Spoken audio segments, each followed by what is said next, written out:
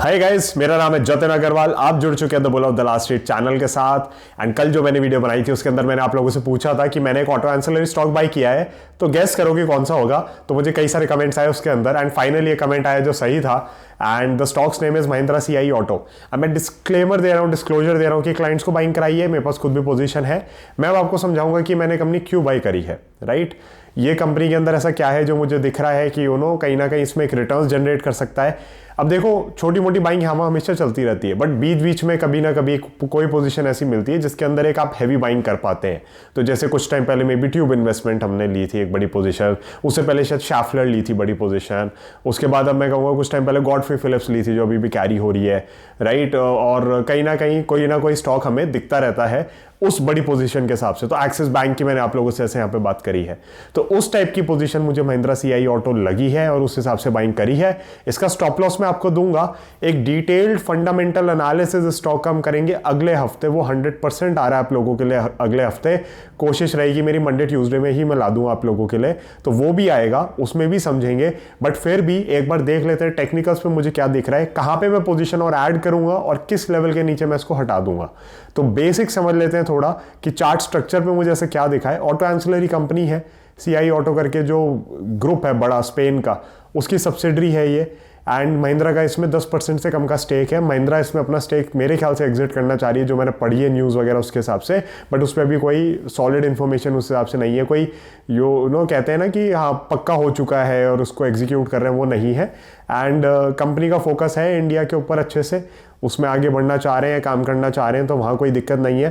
तो global company है, बड़ी कंपनी है, उसकी एक इंडियन सब्सिडरी है लिस्टेड यहाँ पे, जो कि मैंने यहाँ पे बाइंग करी है और क्लाइंट्स को बाइंग कराई है। तो चलते हैं सीधा चार्ट के ऊपर, ट्रेडिंग व्यू पे चलेंगे, चार्ट को देखते हैं, समझते हैं और वहीं पे इस वीडियो को एंड भी करेंगे। तो गाइज हम आ चुके हैं अपने स्क्रीन के ऊपर। महिंद्रा सीआई ऑटो का चार्ट हमारे सामने खुला हुआ है।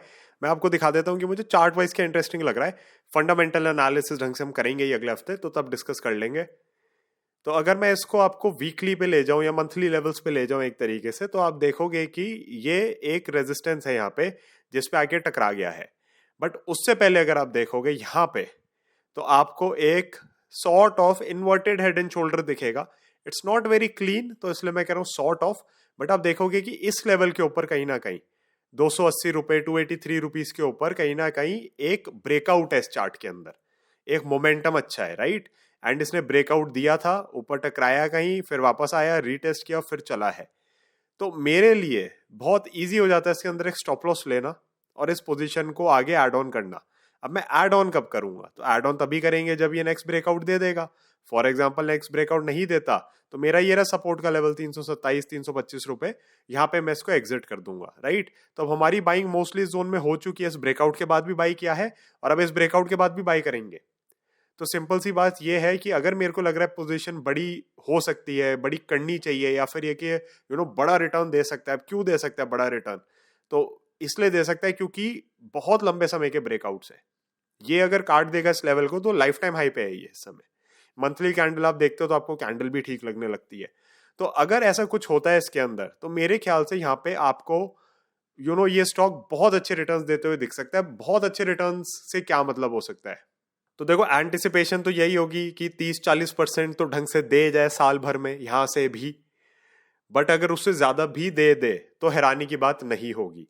एंड फिर देखेंगे जब एक बार चलना शुरू होगा ना कि मोमेंटम किस हिसाब से है, मार्केट की डायरेक्शन किस हिसाब से है, ग्लोबल सिचुएशन किस हिसाब से है। एंड अगेन ये देखो, एक स्पेनिश कंपनी है सीआई ऑटोमोटिव, बहुत बड़ी कंपनी है। राइट, एंड इनकी ये इंडियन लिस्टेड सब्सिडरी है। तो मेरे को इनिशियली या आपको भी लगेगा महिंद्रा सीआई ऑटो पढ़ के खाली कि महिंद्रा ग्रुप का बहुत बड़ा स्टेक होगा, बट ऐसा नहीं है। 10% से भी कम स्टेक है। तो एक ग्लोबल ऑटो कंपनी है बेसिकली जो यहाँ पे लिस्टेड है।